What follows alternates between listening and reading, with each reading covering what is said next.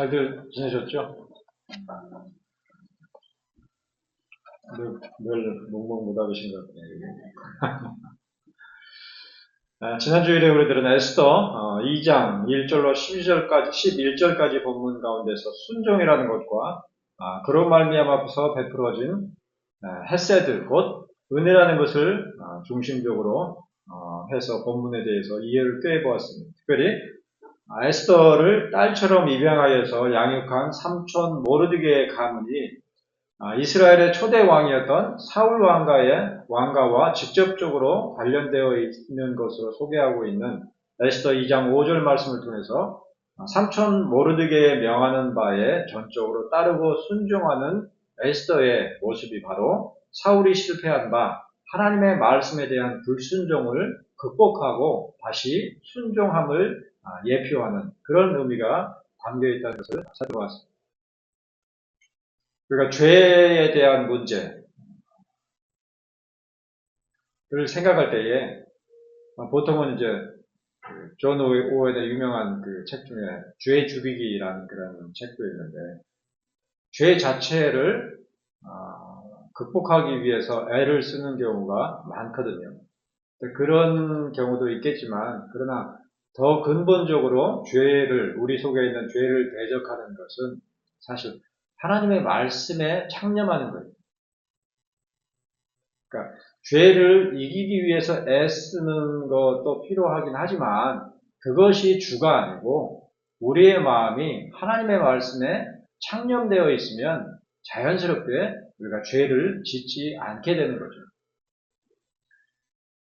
그런 측면에서 사단이 근본적으로 우리 속에서 항상 획책하는 것은 항상 그 방향을 잃게 만든단 말이죠. 하나님께로 향하고 또 하나님의 말씀으로 향해야 되는 그 방향이 엉뚱한 데로 가도록 살짝 비껴가거나 심지어는 아주 정반대로 가도록 그렇게 이끄는 것이 죄의 양상입니다. 그래서 내 속에 있는 죄를 죽여야 돼 그렇게 생각하는 것보다 더 앞서서 늘 하나님의 말씀을 읽고 하나님의 말씀을 묵상하고 또 하나님의 말씀에 담겨있는 그 뜻이 무엇인지를 깨닫고 단순히 그냥 머리로 깨닫고 하나님의 말씀 참 좋다, 참 은혜롭다 그렇게 그치는 것이 아니고 내 삶에서 내 행동에서 그 하나님의 말씀에 담겨있는 그 명령이 그대로 실천될 수 있도록 그렇게 힘쓰는 그런 것이 사실은 죄를 죽이는 가장 큰 방도다 이렇게 볼 수가 있는 것이죠. 그런 측면에서 순종이라는 것은 그래서 오죽하면 성경에 뭐라 그러니까 순종이 제사보다 낫다 이렇게 물론 이제 그 순종을 잘못 오용을 해서 앞에 있는 목회자에 대한 순종이 전적으로 요구되는 것이다 이렇게 이제 그동안에 오용되는 그런 경우들이 많았지만 물론 이제 그렇게 말하는 것도 맞을 수는 있어요. 왜냐면 앞에서 목회하는 자, 설교하는 자가 하나님의 말씀을 정확하게 잘 풀어서 얘기를 한다 그랬을 때에, 설교를 한다 그랬을 때에 그 가르침을 잘 따르는 것은 하나님의 말씀에 순종하는 것이 되죠. 그러나 그렇다고 해도 그 사람에게 순종하는 것이 아니고 말이 좀 그렇습니다. 누가 사람에게 충성하지 않는다 그런 말을 했었는데 그런 것이 아니고 하나님의 말씀이기 때문에 그러니까 저와 같은 자가 존중을 받는 것은 하나님의 말씀을 다루기 때문에 존중을 받는 것이지 제가 뭐 특별히 빼어나서 혹은 학벌이 좋아서가 결코 아닌 것이죠. 자, 그런 측면으로 우리가 한번 서론적으로 생각을 해보고요. 자, 그런데 헤세드로서의 은혜에는 기본적으로 인자와 자비의 정서가 전제되어 있습니다. 그리고 그러한 헤세드는 또한 구약성경 특히 시편에 에메트 곧 진리와 더불어서 하나님 나라를 이루고 있는 두 기둥의 이미지를 드러내는 것이기도 합니다.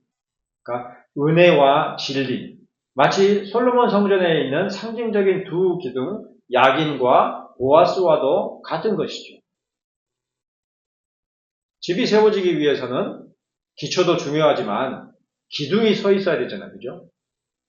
한 기둥만 갖고 안 되죠. 물론 이제 동그란 집은 가운데 한 기둥만 세워갖고 이렇게 세우는 경우도 있지만 일반적으로 지붕을 얹기 위해서는 두 기둥이 있어야 된단 말이에요. 두 축에. 솔로몬 성전의 기둥들에 관하여 기록한 열왕기상 7장 21절 말씀을 보면 이 두 기둥을 성전의 주랑 앞에 세우되 오른쪽 기둥을 세우고 그 이름을 야긴이라 하고 왼쪽 기둥을 세우고 그 이름을 보아스라 하였다 그랬는데 그 두 기둥의 이름은 각각 야긴은 그가 세우리라 라는 뜻이고 또 보아스는 그에게 능력이 있다 라는 뜻을 지니는 그런 이름입니다. 아마도 일반적인 고대 중근동의 건축물들과 별반 다르지 않은 맥락의 건축물이 바로 솔로몬 성전이었다고 한다면 그 두 기둥이 상징하고 있는 그는 바로 누구겠어요? 솔로몬이었을 테죠. 그러니까 솔로몬이 세우리라 그리고 솔로몬에게 능력이 있다 이렇게 읽히겠죠. 솔로몬 성전에 들어설 때에 백성들은 솔로몬이 그의 능력으로 세운 것이 바로 이 성전임을 생생하게 확인할 수 있었겠죠.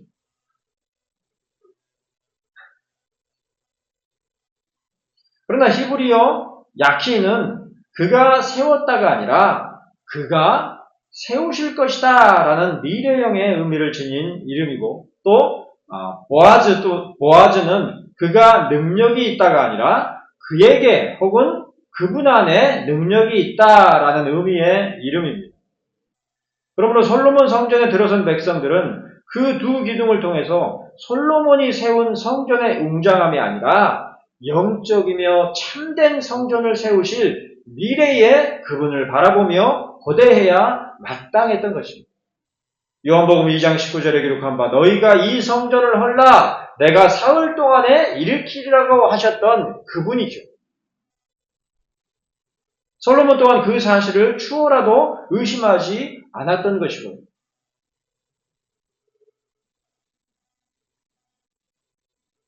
사실 그 두 기둥은 은혜와 진리, 곧 하나님 나라를 이루는 두 근간을 떠올리도록 하는 하나의 표상물로서 좀 더 가까이로는 말씀이 육신이 되어 우리 가운데 거하심에 우리가 그의 영광을 보니 아버지의 독생자의 영광이요 은혜와 진리가 충만하더라고 한 요한복음 1장 14절 말씀을 떠올리도록 하는 것이었습니다.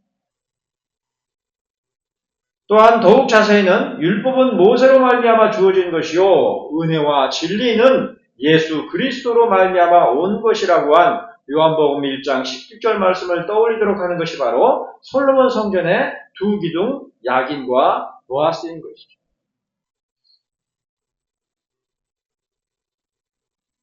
그러니까 그러한 말씀에 의미하는 바를 눈앞에 하나의 가시적인 상징물로 드러내주는 것이 바로 그 두 기둥들인 것이죠. 그 말은 무슨 말입니까? 성전 자체가 그런 것이다. 그 성전 자체에 하나님의 권능이 스며 있는 것이 아니라 하나님의 권능이 담겨 있을 뿐만 아니라 하나님이신 예수 그리스도를 바라보게 하는 시각적으로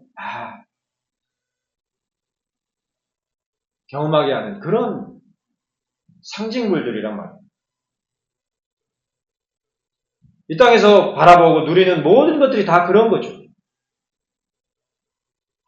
이 건물도 의자도 심지어 내 육신도 그 자체로 본질적인 어떤 것이 아니란 말이에요.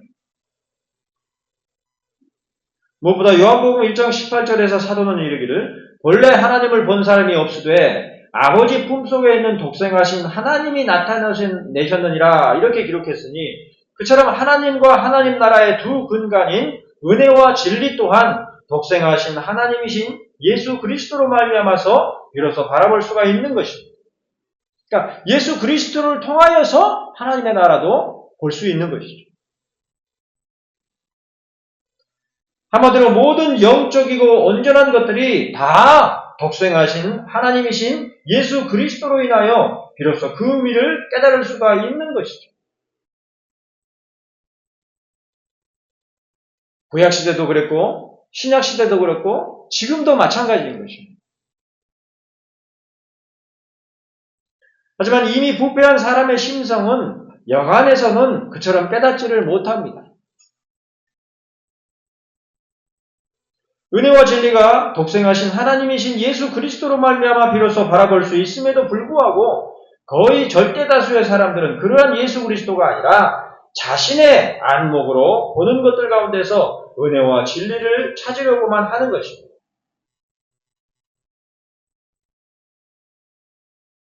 아이돌 그룹을 쫓아다니면서, 아이돌이란 말 자체가 우상이잖아요. 아이돌 그룹 쫓아다니면서 그것을 통해서 그 안에 뭐가 감동적인 것이 있다. 그렇게 쫓아다니고 그러는 것이죠.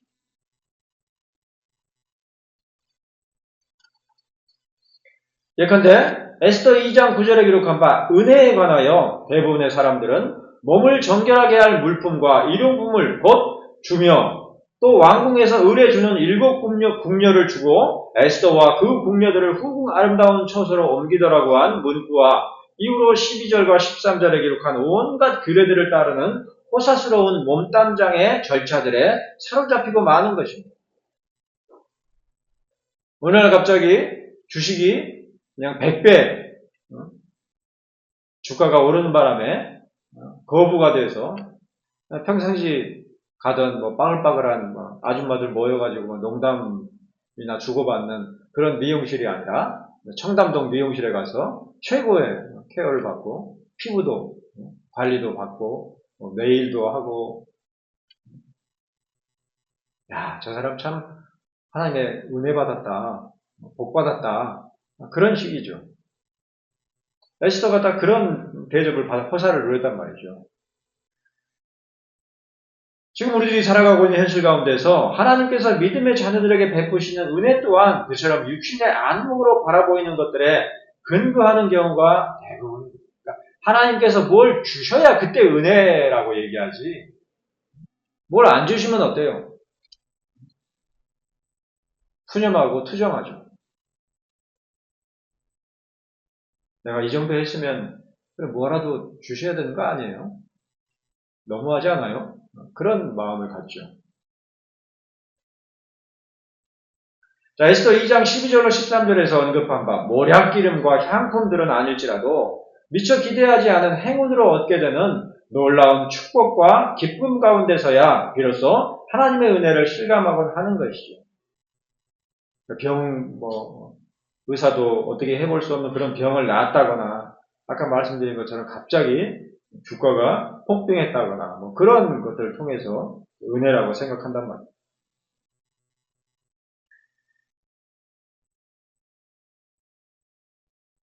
우리들이 은혜를 받았다고 느낄 때가 언제입니까?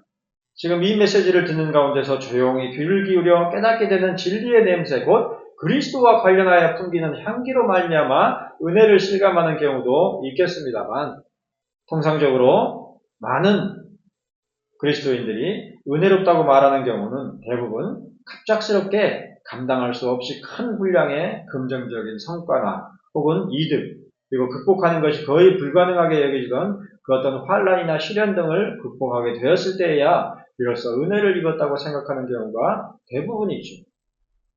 그 정도 돼야 간증거리가 된단 말이에요.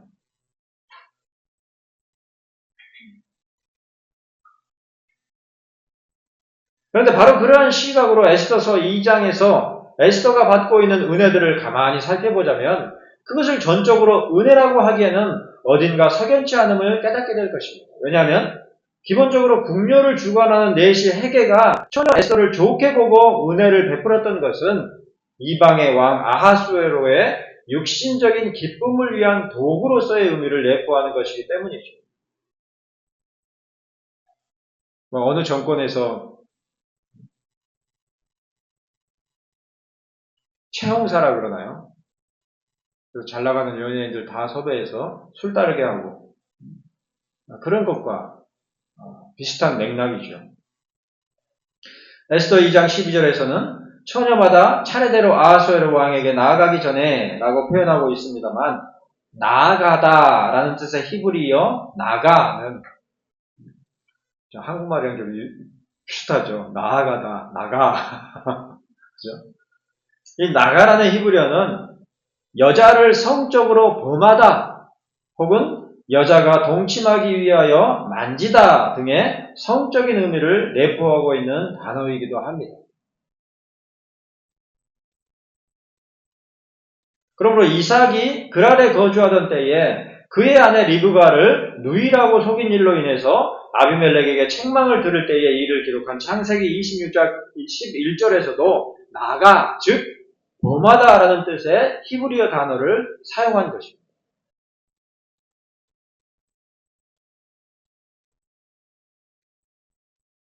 뿐만 아니라 창세기 26장 29절에서 아비멜렉이 이삭과 서로 간의 평화를 위한 계약을 맺을 때에 우리가 너를 범하지 아니하고 이렇게 기록했는데, 이때에도 히브리어로 나가라는 단어를 씀으로써 이삭에게도 폭력을 가하지 않았음과 더불어서 이삭의 아내를 범하지 않았음을 암시해주고 있는 것을 볼 수가 있습니다.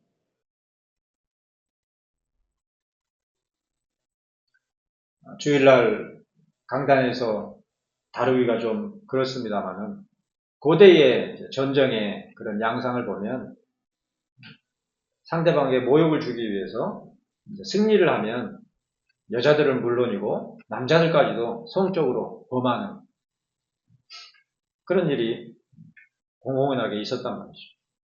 그런 기록입니다. 그러니까 성경을 우리가 제대로 이해를 해보면 진짜 구역질 나는 내용들이 너무 많죠. 성경이니까 뭐 거룩한 얘기들만 있어야 되는데 그렇지 않아요. 특히 구약을 보면 온통 뭐 우리 진짜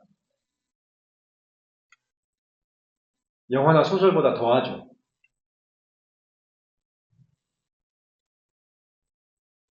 며느리하고 시아버지가 잠을 자가지고 애를 낳고 그런 얘기 투성이잖아요. 자, 어쨌든 에스더 2장 12절에 나아가기 전에라는 문구는 궁녀를 주관하는 내시 헤게가 처녀 에스더에게 베푼 모든 은혜들이 아하수에로 왕가의 하룻밤을 위한 목적에 철저히 맞추어져 있는 것임을 은근하게 암시하고 있는 것이죠. 속된 말로 놀이개로 준비하고 있는 거예요. 아하수에로의 놀이개로. 그걸 은혜라고 말할 만한 거예요?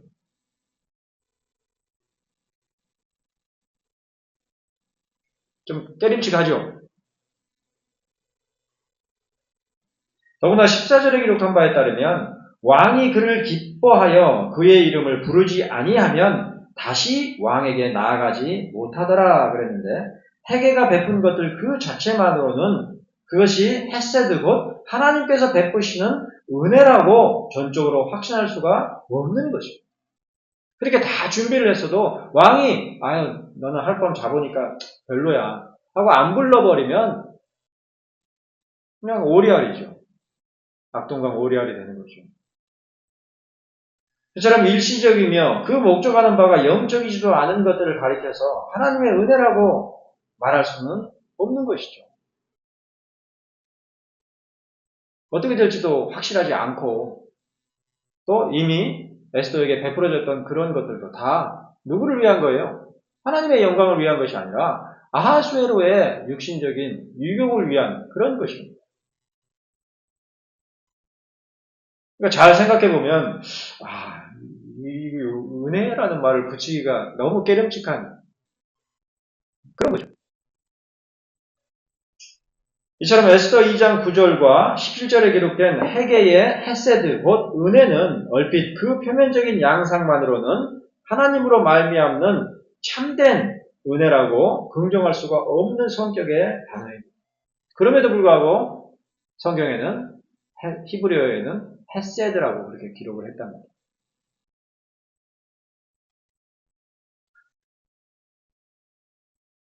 오히려 표면적인 양상만으로 그러한 헤세드를 이해하려고 한다면 그것은 하나님의 은혜라기보다는 지극히 인간적인 욕망을 감추고 있는 그럴싸한 포장에 불과할 수가 있을 것입니다.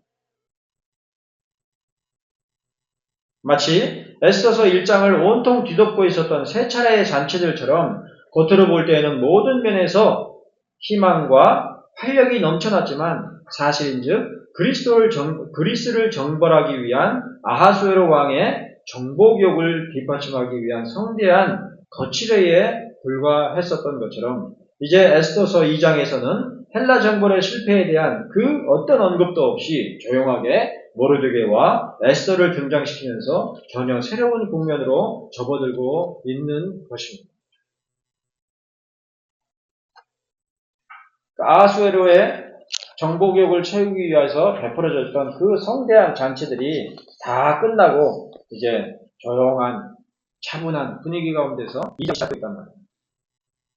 자, 그런가 하면 몇몇 주석들에서는 에스더서 2장 전체에 걸쳐서 에스더와 관련한 동사들이 주로 수동태의 동사들로 포기되어 있음에 주목하는 것을 볼 수가 있습니다. 마치 룻기에서 유다 베들레헴 사람 엘리멜렉이 흉년으로 말미암아 이방 땅 모압 지방으로 이끌렸던 것처럼 에스더 또한 그녀 자신의 뜻과 의지에 상관이 없이 왕궁으로 이끌려가서 궁녀를 주관하는 헤게의 수하에 속하게 되었던 것으로 그렇게 기록하고 있는 것입니다. 자신들이 원해서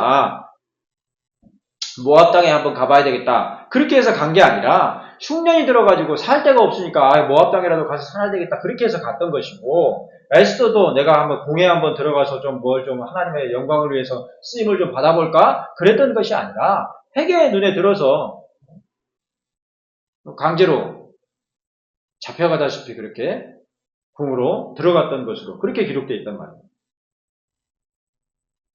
뿐만 아니라 이러한 수동태의 여정은 일찍이 창세기 37장에 등장하는 요셉의 노정, 형들의 미움을 사서 애굽으로 팔려가게 되는 요셉의 노정 가운데서 생생하게 확인할 수 있었던 모습입니다. 그리고 그때 요셉 또한 보디발의 집에서 그의 주인에게 은혜를 입어 섬기게 되었었고 심지어 그 집 감옥에서도 간수장에게 은혜를 받게 되었으니 마치 페르시아의 왕궁으로 이끌려가서 궁녀를 주관하는 헤게의 수하에 속하게 되었으나 헤게에게 은혜를 입은 에스더의 여정과 정확하게 일치하는 수동태의 기록들인 것입니다.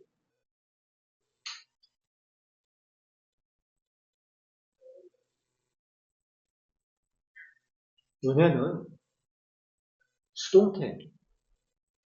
내가 뭘 해서 은혜를 받는 게 아니라 하나님께서 뜻하지 않는 가운데 주신단 말이에요. 그러니까 은혜죠. 일하는 것이 없이 받는 것이 은혜란 말이에요. 그런데 에스더 2장 15절은 한 가지 의미심장한 언급을 하고 있는 것을 볼 수가 있는데요. 그것은 바로 에스더가 차례대로 왕에게 나아갈 때에 궁녀를 주관하는 내시 헤게가 정한 것 외에는 다른 것을 구하지 아니하였으나 모든 보는 자에게 사랑을 받더라 이렇게 기록한 것이죠. 그러니까 정량만 받았어요. 군대로 치면 보급품만 받아가지고 그것으로 아주 최상의 용모를 보여주었단 말이에요.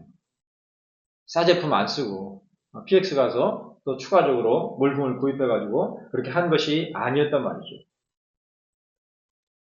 에스더에게 베풀어진 은혜는 얼핏 후궁 아름다운 초소와 더불어서 온갖 호사스러운 치장물들을 들이우는 것이었지만 그러나 그 은혜는 사실 왕의 총애를 위해 준비하는 모든 궁녀들이 얻을 수 있는 다소 평범한 수준에 그치는 것이었을 뿐 그다지 특별할 것이 없었던 것입니다.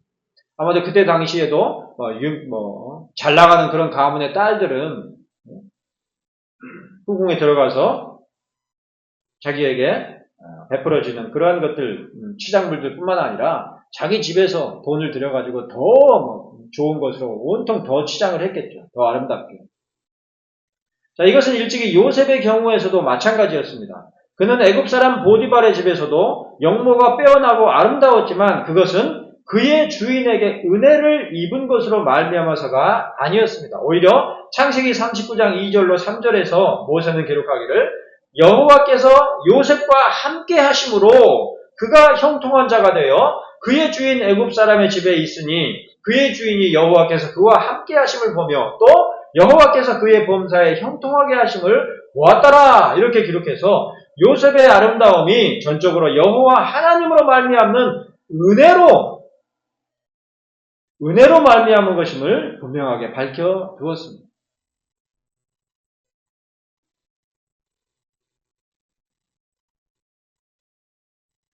그러니까 오늘날 이 사회 속에서 기독교의 신뢰도가 30%가 채 안 된다 그러잖아요.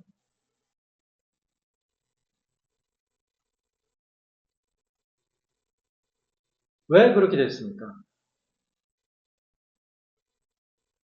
은혜가 없는 거죠. 하나님이 함께 하시지 않는 거죠. 개인으로든 교회적으로든 기독교 전체로든.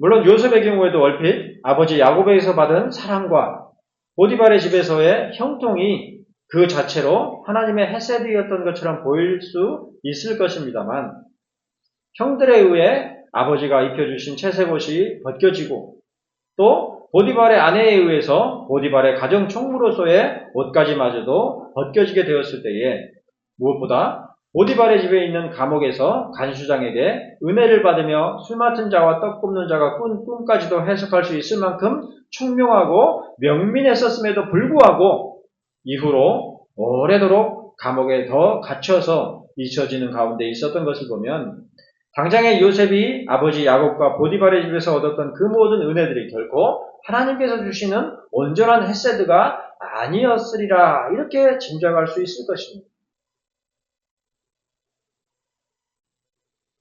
그런데도 불구하고 그것은 하나님으로 말미암는 헤세드란 말이에요. 현실에서 우리가 하나님의 은혜를 입을 때도 그렇죠. 이것이 하나님의 과연 은혜일까? 이렇게 평범하고 이렇게 조촐한 것이 은혜일까? 그렇게 생각될 때가 많죠. 심지어는 전혀 하나님의 은혜라고 생각되지 않을 때가 많죠. 그렇지 않습니까? 심지어는 내가 호흡하고 살아가는 것 당연하게 여기잖아요. 그잖아요.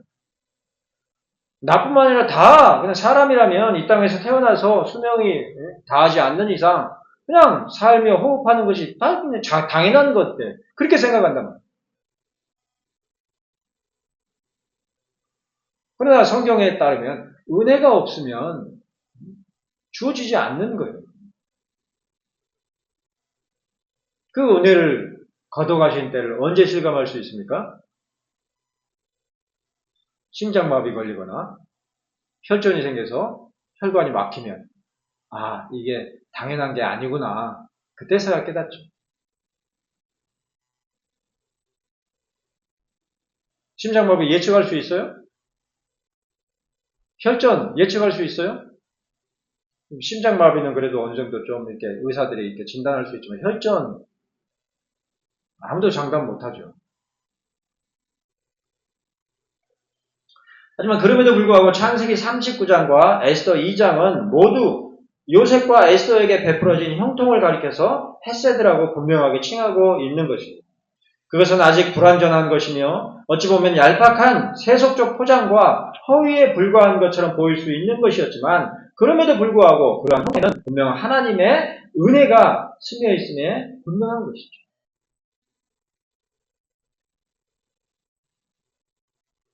하나님의 그러한 은혜와 관련해서 창세기 39장과 에스더 2장은 공통적으로 그 외모의 출중함과 아름다움으로 표현하고 있습니다.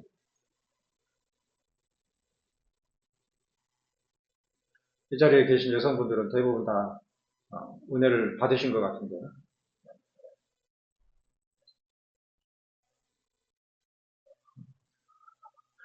당연하다는 듯이 아무 반응들이 없으시네. 은혜예요, 은혜.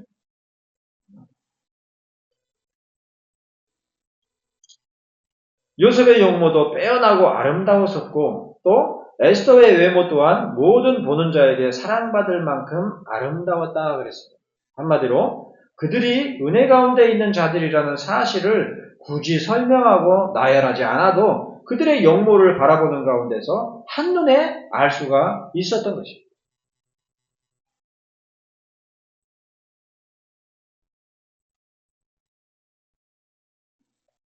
물론 그들의 용모는 보디발이나 헤게가 베푼 은혜 자체로 말미암은 것이 결코 아니었죠. 인간적인 은혜가 아니었단 말이에요.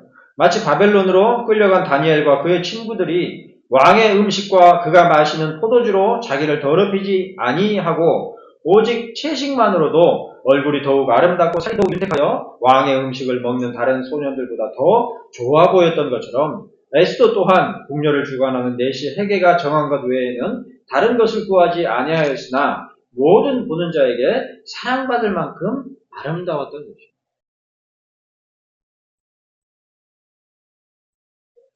단백질도 먹고 또 단백질 거기에 부수적으로 포함되는 콜라겐도 먹고 그래야 피부가 탱탱하게 살아나는 게 일반적인 상식인데 맨날 채소만 먹으면 어떻게 돼요? 광대뼈 튀어나오고 피부도 좀 푸석푸석해지기 쉽고 그렇단 말이에요. 근데 그렇지 않았던 거죠.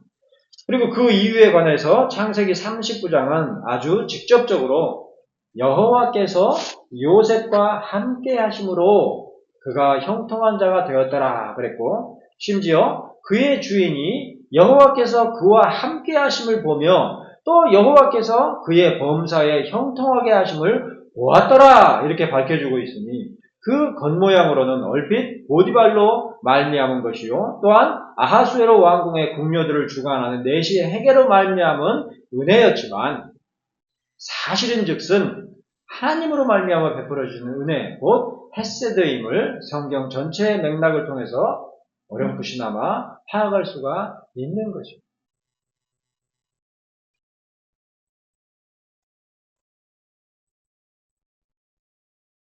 그러므로 에스더 2장 12절에서는 모략기름과 향품들을 사용하여 각각 6달씩을 치장함으로 아름답게 한 것을 언급하고 있지만 그에 앞서 에스더 2장 7절에서 하다사 곧 에스더는 부모가 없었으나 용모가 곱고 아리따운 처녀라고 기록했습니다. 원래 아름답단 말이에요. 특별히 꾸미지 않아도. 몰약과 향품을 피부에 발라 비비는 마사지를 6달씩 했을지라도 그녀의 아름다운 용모는 페르시아의 피부 마사지가 아니라 여호와 하나님께서 이미 그녀에게 베푸신 헤세드 가운데서 빛을 발하고 있었던 것이죠.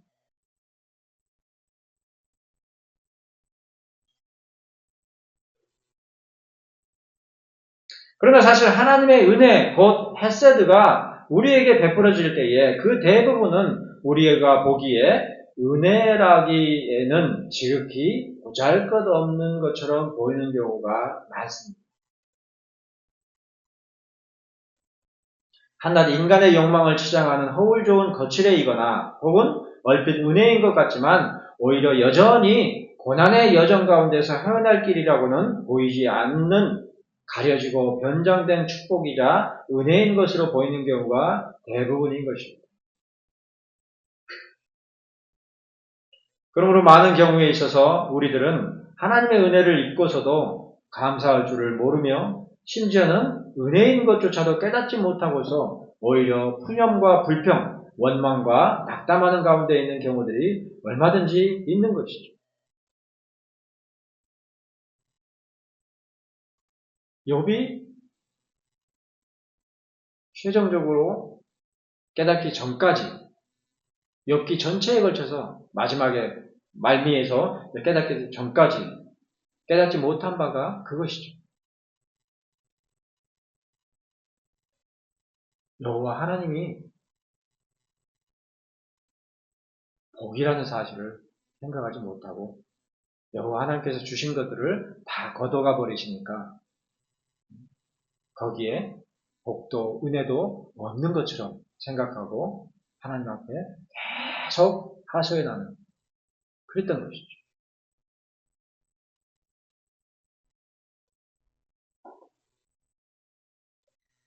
하지만 그럼에도 불구하고 우리들이 무엇보다 깊이 성찰하며 깨달아야 하는 것이 있는데 그것은 요셉이나 에스더 그리고 다니엘과 그의 친구들에 이르기까지 그들에게 베풀어진 하나님의 헤세드는 그들 자신만을 위한 은혜에 국한한 것이 아니라는 사실입니다.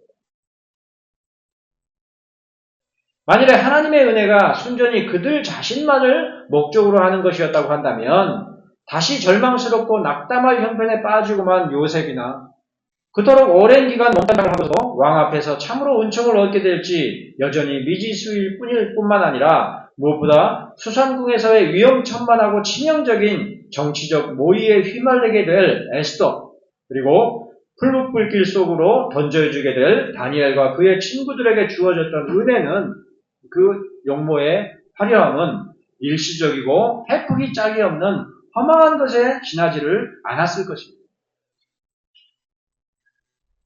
당장에 아무리 아름답고 풍성한 은혜가 있다고 한들 잠시 잠깐 후에 닥칠 고난과 슬픔을 여전히 막을 수 없는 것이라면 그것은 결코 온전한 하나님의 은혜라고 할 수가 없는 것이죠.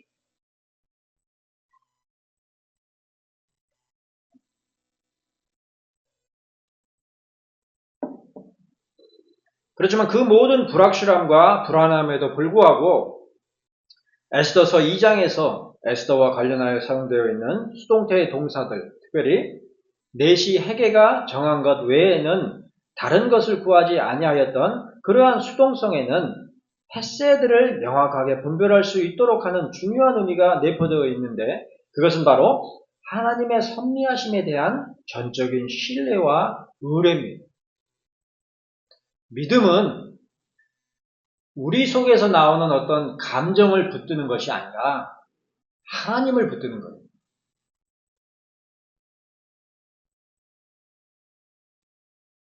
이해되세요? 많은 경우 착각을 합니다. 믿음은 내 속에서 끌어내는 무엇이라고 생각한단 말이에요. 아니에요. 믿음은 하나님만을 전적으로 신뢰하고 의뢰하는 것을 믿음이라고 합니다. 자기 자신이 잘 알잖아요. 내 자신이 얼마나 불완전하고 온전치 못한지. 하나님의 헤세드는 그 나 자신의 안위와 형통에 관련한 것이 아니라 근본적으로 하나님 자신의 뜻과 의지의 목적을 두는 것이라는 사실을 인정하고 확신하는 가운데서의 수동성에 대한 깨달음이야말로 하나님의 헤세드를 분별하며 또한 하나님의 헤세드를 바라보도록 하는 가장 확실한 믿음의 태도인 것입니다. 죽으면 죽으리라 그 말은 내가 그래 이제 결심했어. 내가 한번 죽기를 각오하고 한번 해버리라 이런 말이 아니라 하나님의 이끄심이 죽음이라면 그 또한 감당하겠다. 그런 하나님에 대한 전적인 순종이란 말이에요.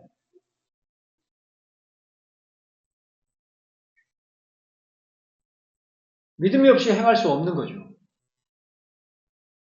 맨날 그러잖아요, 사람들이. 아골골짝 빈들에도 복음 들고 가오리다. 현실은 어때요? 아골골짝은커녕 동네만 좀 후져도 안 갈라 그러죠. 한 서초면 돼야지. 은평구, 도봉구, 의정부, 파주.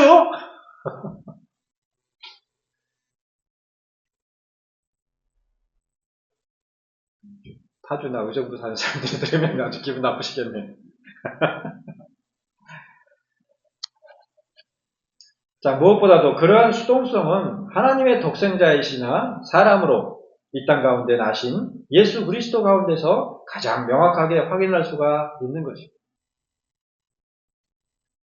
하늘이 열리고 하나님의 성령이 비둘기같이 내려 자기 위에 임하심을 보시고 또한 하늘로부터 소리가 있어 말씀하시되 이는 내 사랑하는 아들이요 내 기뻐하는 자라 하는 음성을 들었을지라도 그리고 호산나 호산나 하는 예루살렘의 백성들이 외치는 소리와 기뻐함에도 불구하고 그 모든 순간들이 참으로 그 자신의 육신을 위한 은혜에 국한된 것이 아니라 이제 십자가에 달리시기까지 순종하셔야만 하는 구속의 작정을 향한 섭리의 은총임을 가장 분명하게 드러내신 예수 그리스도야말로 이 땅 가운데서 그 자신을 위하는 헤세드가 아니라 하나님 아버지의 뜻이 이루어지기 위한 헤세드를 향하여 묵묵히 순종하신 그러한 수동성의 가장 전형이요 모범인 것입니다.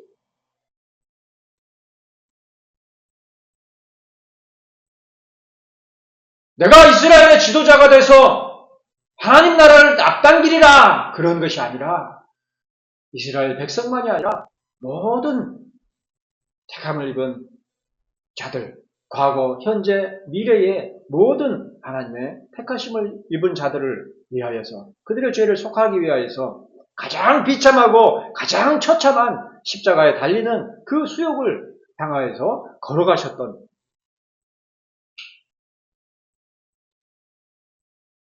그런 것이요.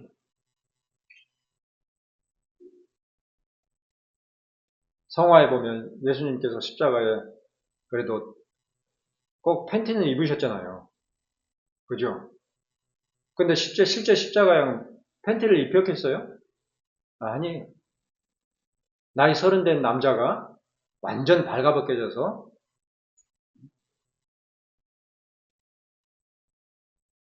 처절하게 피 흘리면서 죽어가는 모습을 많은 사람들 앞에서 드러내 보여야 하는 그런 처참함이란 말이에요.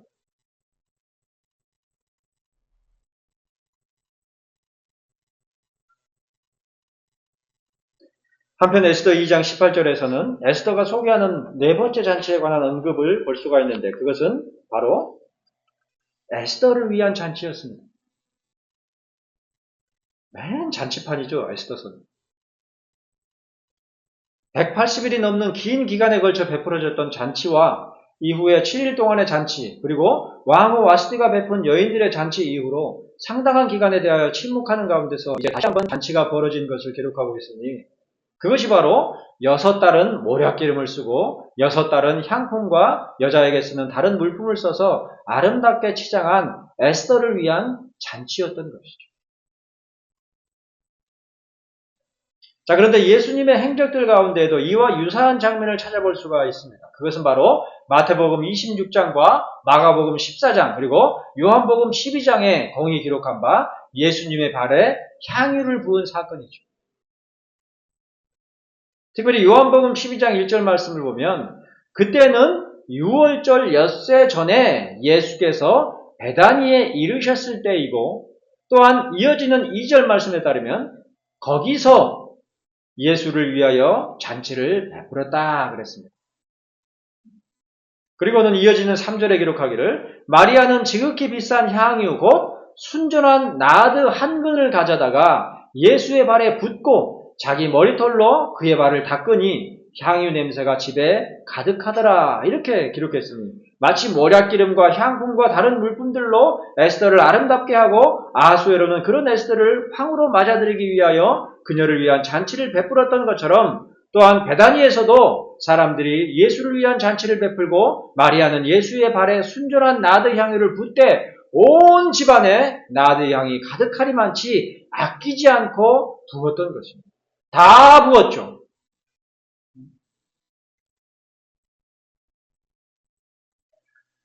칙칙 뿌린 게 아니라 다 부어드렸답니다. 그러나 잘 아시는 바와 같이 예수의 발에 향유를 부은 것은 그를 위해 베풀어진 잔치와는 어울리지 않는 행동이었습니다. 마태복음과 마가복음 그리고 요한복음에 이르기까지 그 사건을 기록한 본문들은 공히 마리아가 왜 예수의 발에 향유를 부은 것인지를 밝히지 않고 있으며 다만 예수께서 그러한 행동을 만류하며 그것을 팔아서 가난한 자들을 구제하는 것이 바르다고 주장하는 제자들의 말에 대하여서 이르신 말씀 곧 그를 가만두어 나의 장래할 날을 위하여 그것을 간직하게 하라라는 말씀을 기록하고 있을 뿐이니 그 기름 부음은 그를 위한 잔치가 아니라 그를 장래하는 날을 위하는 것이었습니다.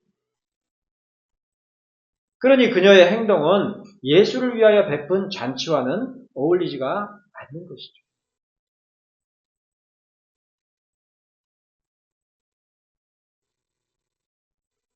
칠순잔치 날, 비유를 들자면 칠순잔치 날 수익 끊어와가지고 선물하면 기분 좋겠어요? 뭐 오래 죽으라고? 그렇잖아요. 이상은 그렇게 하지 않지만 유대식 그 풍속은 죽으면 이렇게 냄새가 나니까 시신이 냄새를 가리기 위해서 거기다 향유를 바른단 말이에요. 향기 나는 거를. 그걸 예비하는 그런 의미라는 거죠. 한마디로 에스더를 위한 잔치가 모든 지방관과 신하들을 위하며 또한 각 지방의 세금을 면제하고 왕의 이름으로 큰 상을 주는 것이었던 것과 달리 예수를 위한 잔치는 진정으로 예수를 위한 것이었습니다. 예수의 장래를 위한 것이었죠. 요한복음 12장 8절에 이른바 가난한 자들은 항상 너희와 함께 있거니와 나는 항상 있지 아니하리라고 하신 그 말씀에서 알 수가 있듯이 그 잔치는 분명 예수의 죽으심을 향한 잔치였던 것입니다.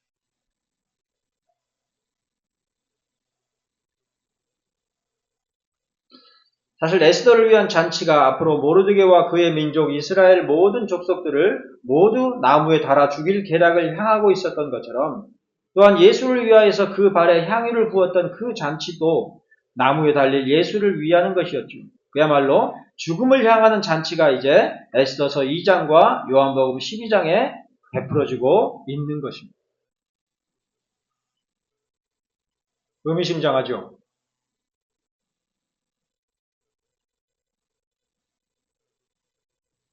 그러나 그러한 모든 일들 가운데 담긴 하나님의 섭리는 참으로 놀라운 반전으로 전개될 것이었습니다. 얼핏 하나님의 헤세드라고는 찾아볼 수 없는 에스더서와 같이 그리고 도무지 하나님의 헤세드로는 짐작되지 않는 예수 그리스도의 십자가의 길이야말로 하나님의 놀라운 언약과 섭리의 증거를 내포하는 경이롭고 은혜로운 헤세드의 길인 것입니다. 십자가의 길은 헤세드의 길이란 말이에요.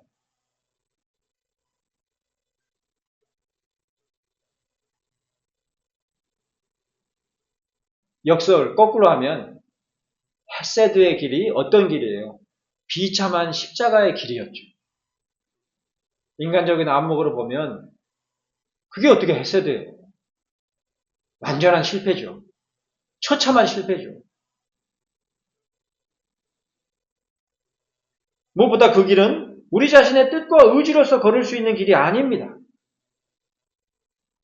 에스더 4장 11절에 기록한 바 죽이면 죽으리라 라고 말하며 걸어가야 했던 것이 바로 불임을 향한 에스더에서의 섭리이지만 그럼에도 불구하고 에스더와 모르드게 그리고 이스라엘 민족들 가운데 누구도 나무에 달리는 자들이 그들이 아니라 하만과 그의 족속들이 되리라 짐작할 수 없었던 것처럼 그 길은 전적으로 하나님 안에 감추어진 길이며 다만 나무에 달리어 수치스럽고 끔찍스러운 죽음을 당하신 그 길이 바로 많은 사람들을 구원하는 구속의 길임을 예표하는 참으로 놀랍고 신비한 하나님의 섭리와 경륜이 희미하게 보일 듯 말 듯 전개된 것이 바로 에스더서의 기록인 것입니다. 그것을 분별할 수 있을 때에 비로소 하나님의 말씀을 또 그 안에 담겨있는 은혜를 바라볼 수 있는 것이죠. 삶에서도 마찬가지입니다. 현실의 삶에서도 아무런 축복도 아무런 부귀도 영화도 바라보이지 않는 그 가운데서도 오히려 잘 아시겠지만 뭐 교회사 공부 주일에도 하시고 그러니까 잘 아시겠지만 자 성경의 유명한 인물들 구약은 그래도 좀 나아요. 그런데 교회에 중요한 인물들인 사도들 그들 중에 참 그래도 복되게 편안하게 죽었다 한 자가 있었나요? 요한 외에는 없죠. 요한도 유일하게 장수했지만 그게 인간적으로 보면 사는 게 사는 거였겠어요? 다른 사도들이 다 순교당하는 그리고 교회가 박해당하는 그런 모습을 다 보면서 눈물로 살았겠죠. 또 교회사에서도 마찬가지죠. 훌륭한 신앙을 가진 그런 인물들이 잘 살고 편안하게 눈을 감았느냐. 대부분 순교자들이란 말이에요.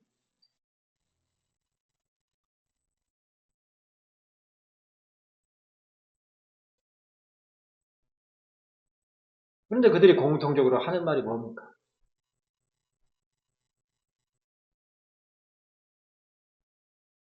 스테반이 죽을 때 하던 말이 뭐예요?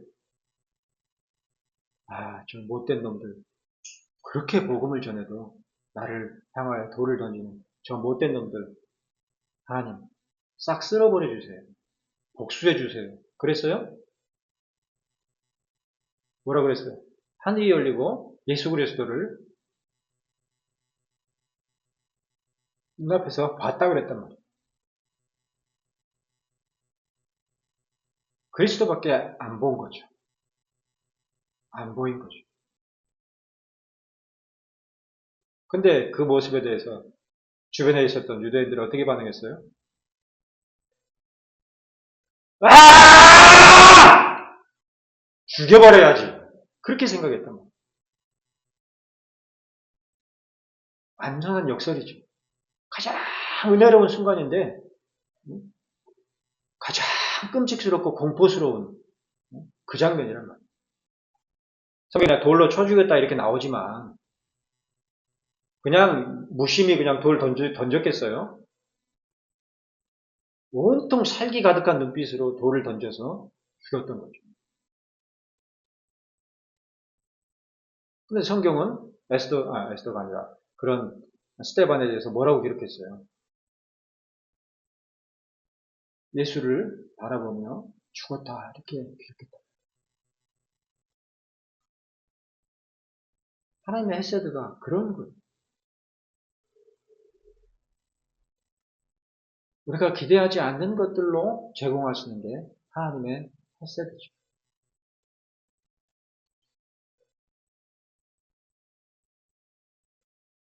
그러므로 시편 25장 10절에 기록한 시에서 다윗은 이르기를 여호와의 모든 길은 그의 언약과 증거를 지키는 자에게 인자와 진리로다 라고 기록한 것이고 또 그의 아들 솔로몬이 성전의 두 기둥 야긴과 보아스를 통해서 그리스도께서 세우시고 또한 그리스도께 능력이 있음을 드러내어 하나님의 나라를 세우실 능력을 지니신 예수 그리스도 바로 그분 안에 영광이야말로 요한복음 1장 14절에 기록한 바 아버지의 독생자의 영광이요 은혜와 진리 곧 인자와 진리가 충만함을 보여주었던 것입니다. 하나님 나라를 앞당기실 분은 우리들이 아니라 그리스도시랍니다.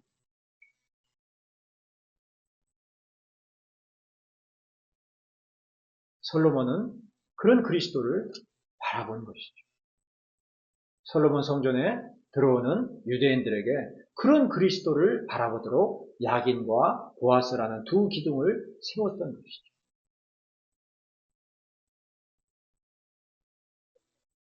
그런즉 우리들이 사모할 진정한 헤세드는 진정한 은혜는 애굽 출신 보디발의 손에 있거나 궁녀들을 주관하는 회개의 손에 있는 것이 아니며 심지어 우리들 자신의 뜻과 의지, 우리들 자신의 믿음이나 신실함이 아니라 오직 여호와의 모든 길 가운데 있으니 그 언약과 증거를 유일하게 지키신 예수 그리스도에게 있는 인자와 진리, 곧 은혜와 진리야말로 우리가 궁극으로 바라볼 유일하며 영광스러운 헤세드임에 분명한 것입니다.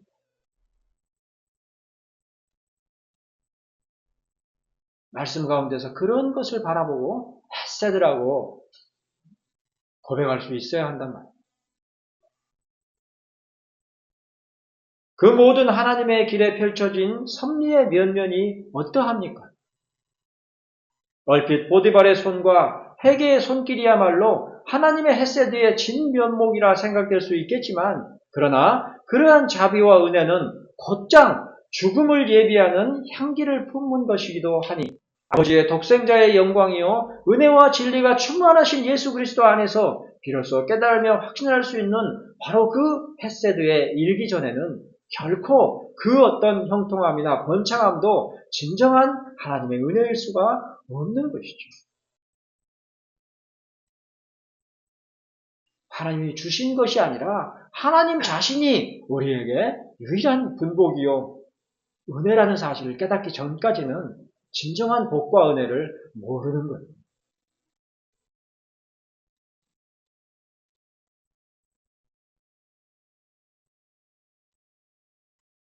그런즉 여기 모인 우리 모두가 바로 그러한 길, 여호와의 모든 길을 걸어가기를 바랍니다. 그리고 그 모든 길을 걸어가는 것은 우리 자신의 뜻이나 우리 자신의 의지로서가 아니라 다만 죽으면 죽으리다라는 결연한 순종, 에스더가 보여주었고 무엇보다 예수 그리스도께서 친히 가장 온전하게 보여주신 바로 그러한 순종 가운데서 비로소 걸을 수가 있는 것이니 비록 무화과 나무가 무성하지 못하며 포도나무에 열매가 없으며 감람나무에 소출이 없으며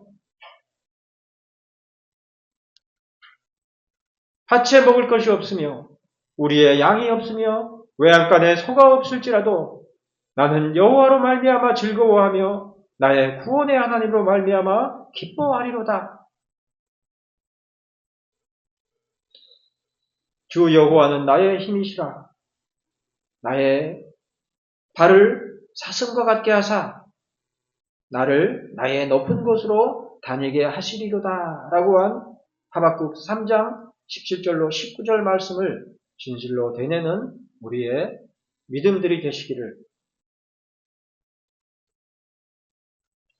은혜와 진리가 충만하시어 그 두 기둥으로 된 하나님의 나라를 세우시는 능력이 많으신 예수 그리스도, 우리 하나님의 독생자의 이름으로 권하는 바입니다. 아울러 하나님께서 베푸시는 참된 헤세드는 해계가 베푼 몰약기름과 향품들이 전부가 아니며, 또한 무화과 나무와 포도나무와 감람나무의 소출이 아니요 밭에 먹을 것이나 우리의 양이나 외양간의 소가 아니라 그 모든 것들과 무관하게 그의 뜻을 이루시는 여호와 구원의 하나님이심을, 바로 그 하나님 안에 충만한 인자와 진리를 아버지의 독생자의 영광이요 은혜와 진리가 충만하신 예수 그리스도 안에서 바라보며 확신하는 우리의 굳은 믿음이 되기를 권하며 축복하는 바입니다.